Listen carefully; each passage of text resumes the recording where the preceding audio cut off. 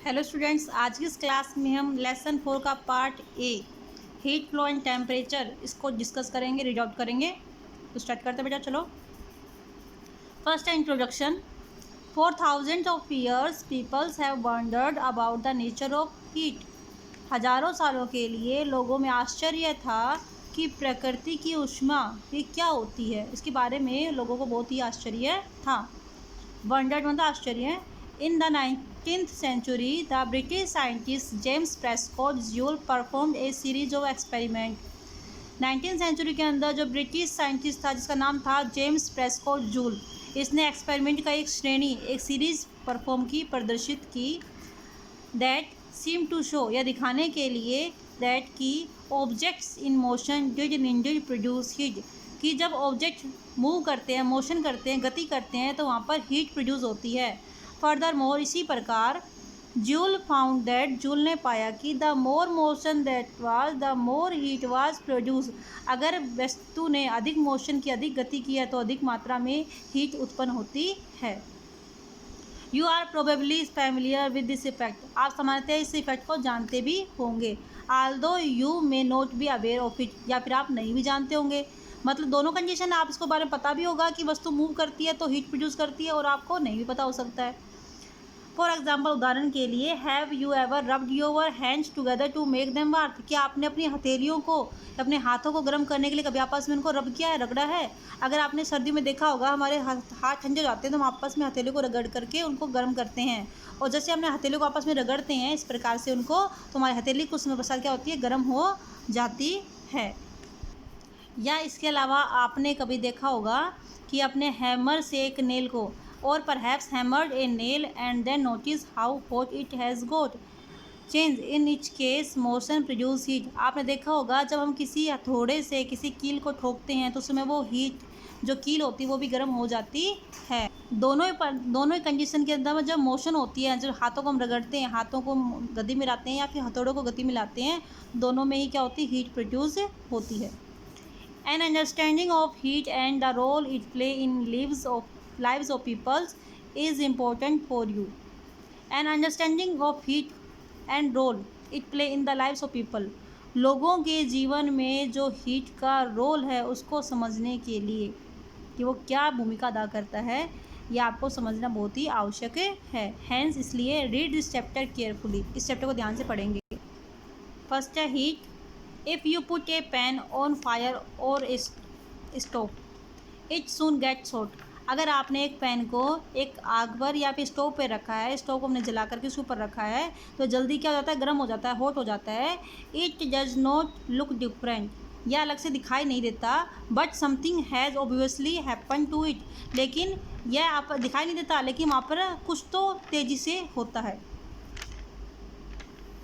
If you could see the molecules, अगर आप molecules को देख सकते, the small particles that make up the pen, जो कि स्मॉल पार्टिकल्स होते हैं जिससे कि पेन मिलके बना हुआ होता है। यू वुड फाइंड दैट, आप देख सकते थे कि that they are moving around more vigorously than when they pen was cold, जब पेन ठंडा था उसकी तुलना के अंदर जब उसको गर्म करते हैं तो जो पार्टिकल्स होते हैं वो तेज़ी से मूव करते हैं, गति करते हैं।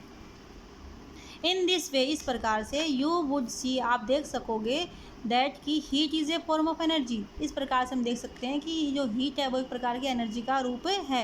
एंड और it takes the form of molecular motion, और ये एक मोलिकुलर मोशन का ही एक प्रकार है, या मोलिकुलर मोशन का एक रूप है। जैसे कि इसमें दिखा दे रखा है डायग्राम के अंदर आपको, कि इसके अंदर जो मोलिक्यूल्स हैं वो धीरे धीरे मूव कर रहे हैं, क्योंकि यहाँ पे टेम्परेचर क्या है, लो है, लेकिन यहाँ पे टेम्परेचर इंक्रीज़ हो गया है, तो यहाँ पर जो मोलिक्यूल्स है इसकी मोशन है वो तेज़ी से दिखाई दे रही है।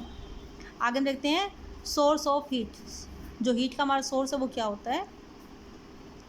We get most of our heat from the sun and there is also heat deep inside the earth, हम हमारी जो हीट है उसका अधिकांश भाग, हम हमारी ऊष्मा का अधिकतर भाग सन से प्राप्त करते हैं, और पृथ्वी के इनसाइड से, पृथ्वी के अंदर से, गहराई से, डीप इनसाइड मतलब पृथ्वी गहराई से भी हीट प्राप्त करते हैं। Which comes to the surface through volcanoes and hot spring, जो कि पृथ्वी की सतह पर वोल्केनो, ज्वालामुखी और गर्म झरनों के द्वारा बाहर आती है।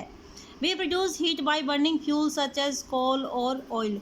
वी प्रोड्यूस हीट, हम हीट को प्रोड्यूस कर सकते हैं, उत्पन्न कर सकते हैं ईंधन को जला करके, जैसे कि कोयला और ऑयल, इसको हम जलाएंगे तो हमारी क्या होगा, हीट प्रोड्यूस कर सकते हैं। These fuel contain carbon, in fuels के अंदर क्या होता है, कार्बन होता है, जो कि हमारी एयर के अंदर ऑक्सीजन होती है उससे कंबाइन हो जाता है। Which combine with oxygen from the air to produce heat, और उससे ऑक्सीजन से कंबाइन होकर हीट प्रोड्यूस करता है। When the fuels are burn, जब भी फ्यूल जलता है तो फ्यूल के अंदर जो कार्बन होता है वो हमारे एयर के अंदर ऑक्सीजन होती है उससे कंबाइन हो जाता है और हीट प्रोड्यूस करता है। Nuclear reaction also produce heat, nuclear reactions भी क्या होती हैं, हीट प्रोड्यूस करती हैं। न्यूक्लियर रिएक्शन 2 टाइप्स की होती हैं जिनको आप हाई क्लास के अंदर पढ़ोगे, न्यूक्लियर फिजन और न्यूक्लियर फ्यूज़न। उसके अंदर भी क्या होती है, हीट प्रोड्यूस होती है। नेक्स्ट इसके अंदर effects of heat. Heat energy can produce various effect, heat जो एनर्जी होती है, उष्मा का जो ऊर्जा का जो हीट है, हीट एनर्जी, उष्मा ऊर्जा, इसके कई प्रकार के इफेक्ट होते हैं। Some of the important and common effect are, इसमें से कुछ महत्वपूर्ण और सामान्य इफेक्ट नीचे दिए गए हैं। फर्स्ट है चेंज इन टेम्परेचर, टेम्परेचर में किस प्रकार चेंज होता है। When heat is applied to a solid, जब हम किसी हीट को एक सॉलिड पर अप्लाई करते हैं, it can either raise it temperature, ये इसका टेम्परेचर को इंक्रीज कर देता है, बढ़ा देता है, और मेल्ट इट, उसको पिघला देता है। जब किसी सॉलिड पर हम हीट को अप्लाई करते हैं तो उसका टेम्परेचर इंक्रीज होता है और वो पिघल जाती है।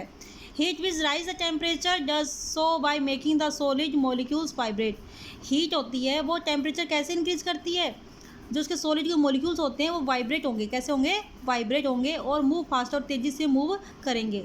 This kind of energy is called kinetic energy, इस प्रकार की जो एनर्जी होती है जिसके अंदर पार्टिकल्स होते हैं, हीट देने पर वो मूव फास्ट से मूव करते हैं, इस प्रकार की एनर्जी को बोलते हैं हम kinetic energy. Which means motion, जिसका मतलब होता है मोशन या गति। Expense of matter, expansion of matter, matter का प्रसार। मेटल्स एक्सपेंड, मेटल फैलती हैं। व्हेन दे आर हीटेड, जब उनको गर्म किया जाता है। जो मेटल्स होती हैं जब उनको हीट देते हैं तो वो क्या होती हैं, फैल जाती हैं। जैसे कि मेटल इतनी सी है, मान लो उसको हमने हीट दिया तो थोड़ा सा वो ज़्यादा फैल जाती हैं। Railway engineers leave gaps between the successive length of rails, जो रेलवे इंजीनियर होते हैं वो क्या करते हैं, जो रेल होती हैं उसके बीच में लेंथ को बनाए रखने के लिए उसके अंदर गैप्स देते हैं। सो दैट, ताकि if the expand in the heat of the sun, जो कि सूर्य की गर्मी से अगर वो फैलें, दे डू नॉट बक्कल, उसके अंदर किसी प्रकार का कर्व ना हो, वो मुड़े नहीं। बट लेकिन they have space to cover the gap, लेकिन उनका जो स्पेस होता है वो उससे एक्सपेंड होने से के कारण वो स्पेस कवर हो जाता है। इसी प्रकार से ठंड के मौसम में अगर वो जो रेल की जो पटरियाँ हैं वो क्या होती हैं, सिकुड़ती हैं, तो वो भी आपस में उसके अंदर कर्व ना हो, वो आपस में सिकुड़ जाती हैं। तो दोनों ही कंडीशन के अंदर, चाहे सिकुड़ना हो या फिर उसके अंदर एक्सपेंड फैलना हो, दोनों कंडीशन के अंदर दोनों कंडीशन को प्रॉपर तरीके से पूरा हो जाता है। इसलिए जो रेलवे इंजीनियर्स होते हैं वो गैप छोड़ते हैं। आगे देखते हैं इसके अंदर, material differ in how much they expand when heated, ये अलग अलग प्रकार के मटेरियल पर डिपेंड करता है, क्योंकि प्रत्येक मटेरियल अलग अलग होता है कि कितना वो फैलता है जब उसको गर्म किया जाता है। कुछ मेटल होते हैं ज़्यादा फैल जाते हैं, कुछ मेटल होते हैं कम फैलते हैं, तो ये अलग अलग मटेरियल पर डिपेंड करता है। A bimetallic strip is a device, एक बाई मेटेलिक स्ट्रिप है वो एक डिवाइस है, एक उपकरण है। That makes use to different rate of expansion of solid, जो कि अलग अलग प्रकार की जो दर होती है सॉलिड्स के फैलने की, उसको चेक करने में यूज़ किया जाता है। Such a strip consist of 2 different metals, इस प्रकार की जो स्ट्रिप होती है वो 2 अलग अलग प्रकार की मेटल से जोड़ करके बनी होती है, उनको साथ साथ जोड़ करके बनाया जाता है। वैन हीटेड और कूल्ड, जब उनको गर्म किया जाता है, ठंडा किया जाता है, जब उनको गर्म किया जाता है, ठंडा किया जाता है, one of the metal expand और कॉन्ट्रैक्ट्स फास्टर देन अदर, उसमें से एक मेटल होती है वो दूसरे की तुलना में जल्दी फैलती है और जल्दी सिकुड़ती है। Causing the strip to bend, ताकि उसके बेंड स्ट्रिप के अंदर कोई बेंड ना हो। Bimetallic strip are use as switches, जो बाई मेटेलिक स्ट्रिप है वो एक स्विच के रूप में काम करती है इन हीट कंट्रोल डिवाइस, या फिर हीट कंट्रोल डिवाइस के अंदर ये स्विच के रूप में कार्य करती है, जिसको बोलते हैं थर्मोस्टेटस। उसे डिवाइस क्या बोलते हैं, thermostats. Air also expand when it is heated, हवा भी क्या होती है, फैलती है जब उसको गर्म किया जाता है। Early flyers use hot air to fill their balloons. Early flyers, पहले की जो फ्लायर्स थे वो हॉट एयर को बैलून के अंदर भरते थे। क्यों? बिकॉज क्योंकि the expand hot air in the balloons was less dense than the cold air around it. जो कि गर्म हवा है वो फैलती है, एक्सपेंड होती है हॉट एयर बैलून्स के अंदर, और वो लेस डेंस होती है, हल्की होती है, कम घनत्व वाली होती हैं कोल्ड एयर की तुलना में, ताकि वो हल्की हो जाती है और आराम से बैलून उड़ जाता है। Water expand when heated, water भी एक्सपेंड होता है जब उसको गर्म किया जाता है। फॉर एग्जांपल, उदाहरण के लिए, a full kettle overflow when the water in it gets hot. जब फुल हम कैटल लेते हैं, उसको हम गर्म करते हैं, तो उसका पानी होता है वो ओवरफ्लो हो जाता है, मतलब बिखर जाता है, क्योंकि हमने फुल लिया था, जैसे वो हीट थी, हीट देने से वाटर क्या हो गया, एक्सपेंड हो गया, फैल गया, इसलिए ओवरफ्लो हो जाता है। फिर नेक्स्ट है चेंज ऑफ स्टेट। आज हम इसी ये टॉपिक और करेंगे, उसके बाद में नेक्स्ट टॉपिक हम करेंगे कल। तो देखो, change of state on heating a substance, किसी भी सब्सटेंस को गर्म करने पर इट में change it state from solid to liquid and liquid to gas. वो चेंज हो सकता है, अगर सॉलिड है तो सॉलिड से लिक्विड में, और लिक्विड है तो लिक्विड से गैस में चेंज हो सकता है। The changing of a substance from solid to liquid state is called melting.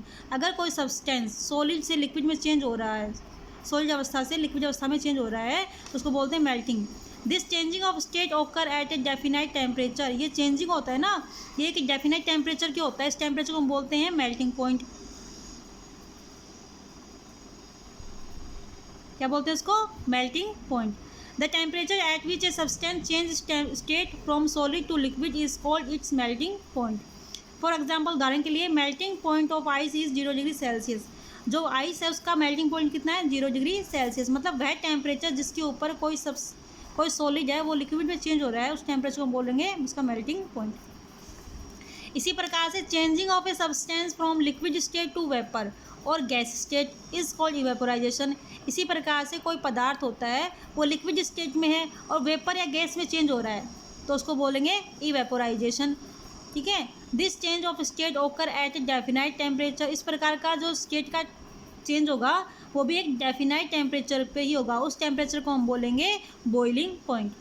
The temperature at which a substance change its state from liquid to gas is called its boiling point. ऐसा temperature जिसके ऊपर एक substance होता है वो उसकी liquid state से gas state में चेंज हो जाता है, उसको हम बोलते हैं बॉइलिंग पॉइंट। फॉर एग्जाम्पल, उदाहरण के लिए, boiling point of water is 100 degree Celsius. पानी के लिए जो बॉइलिंग पॉइंट होता है वो कितना होता है? 100 degree Celsius. Let and hint और नेक्स्ट क्वेश्चन हम करेंगे नेक्स्ट क्लास के अंदर। ओके बेटा, थैंक यू।